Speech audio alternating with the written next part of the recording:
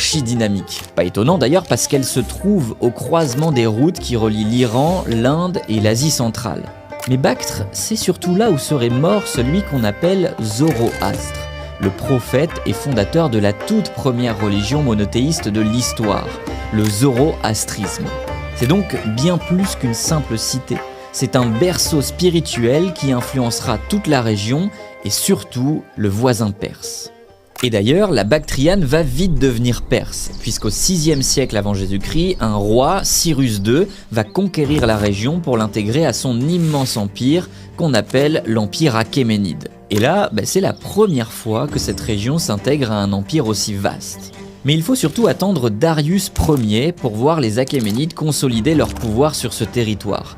C'est là que la Bactriane et d'autres régions qui correspondent grosso modo à l'Afghanistan actuel deviennent ce qu'on appelle des satrapies, des sortes de provinces dirigées par un représentant de l'empereur.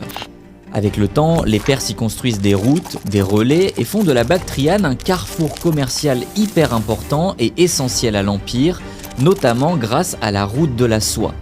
La route de la soie, c'est un très vieux réseau de routes commerciales qui reliait l'Europe et la Chine pour faciliter les échanges de toutes sortes de marchandises, dont, tu l'auras deviné, de la soie. Bon, malgré cette intégration efficace, l'unification de l'Empire reste fragile, non seulement parce que la région est éloignée du cœur du pouvoir, mais aussi parce que la géographie montagneuse est difficilement contrôlable. Et c'est dans ce contexte de fragilité qu'un homme va en profiter pour s'imposer et conquérir l'Empire achéménide.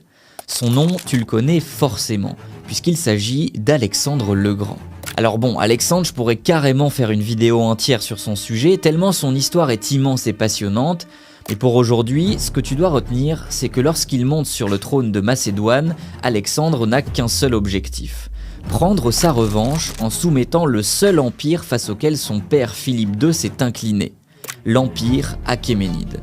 Alexandre affronte une première fois Darius III lors de la bataille d'Issos en 333 avant Jésus-Christ. Là-bas, l'armée perse est écrasée au point où Darius est obligé de fuir vers la Mésopotamie.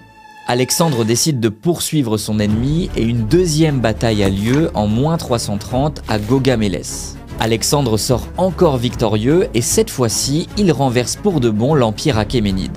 Et pour achever son œuvre et mettre fin définitivement à la Perse, Alexandre se dirige ensuite vers la Bactriane où il combat les dernières populations résistantes. Mais le Macédonien n'est pas qu'un simple conquérant, c'est aussi un fin stratège. Il veut unir les vainqueurs et les vaincus à sa cause et pour ça, il décide de s'intégrer aux élites locales en épousant Roxane, qui est la fille d'un noble bactrien. Dans la région, il va aussi fonder plusieurs grandes cités qui deviennent